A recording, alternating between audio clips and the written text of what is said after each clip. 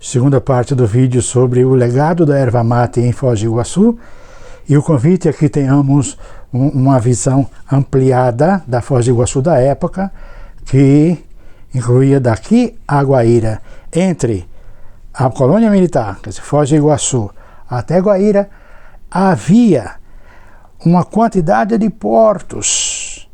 De Guaíra para cá, havia o 7 de setembro, havia o Sol de Maio, que até recentemente o pessoal se lembra, havia Santa Helena, havia o porto da Fazenda Britânia, o São Francisco, o Porto Artaça e o Porto Mendes. De Guaíra até Porto Mendes havia uma linha férrea que trazia, que era particular, e trazia a erva mate que era preparada em Guaíra, de lá até Porto Mendes, para evitar aquele passo acidentado das 7 quedas. Uma coisa muito importante para lembrar aqui é o seguinte: mais uma diferença entre Curitiba e Foz do Iguaçu e sua região de influência. O mate, que era exportado por Curitiba, era produzido em todo o Paraná, das cataratas para cima, se tivesse, e que fosse economicamente melhor trazer para lá. Por exemplo, lá da região de Laranjeira, da região de Guarapuava, esse pessoal aí já começava a ser melhor levar para Curitiba, talvez. Mas com certeza aqueles lugares que mais tarde vieram a ser de colonização recente, que o pessoal continua produzindo erva mate, era melhor definitivamente ir para Curitiba. Já a nossa história da mate, ela é ligada, número 1, ao final da Grande Guerra, ou da Guerra da Tríplice Aliança. A Guerra da Tríplice Aliança terminou em 1870, o Brasil ocupou o Paraguai, governou até pelo menos 1880, e nesse interim houve a divisão de fronteira e etc. E um senhor chamado Tomás da Laranjeira, ele foi um dos provedores. Ele trazia mercadoria para a Comissão de Demarcação de Fronteiras.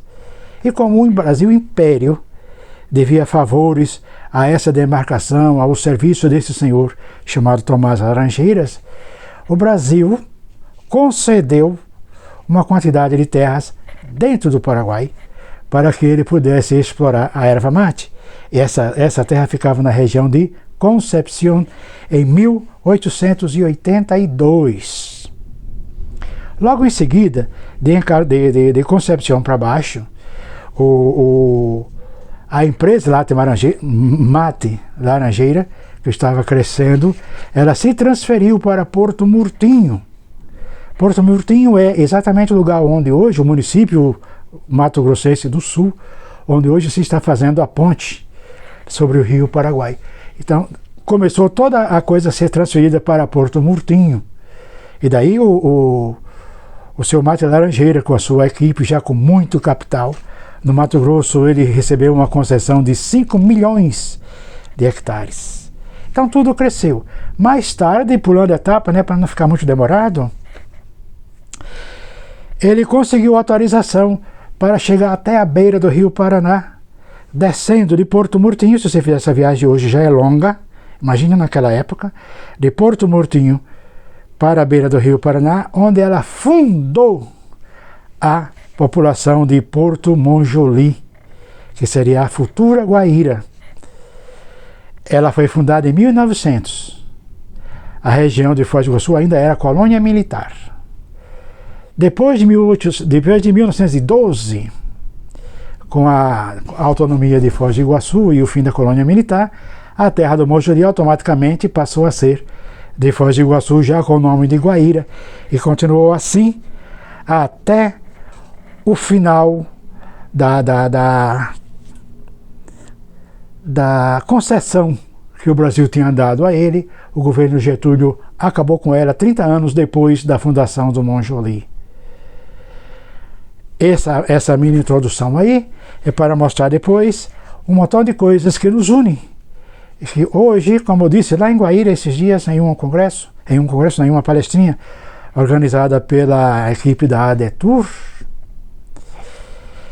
eu falei que esse é um dos motivos em que Foz do Iguaçu e Guaíra tem que trabalhar nesse processo de harmonização de história juntos, porque a história é a mesma. Muito obrigado e aguardo vocês na terceira parte.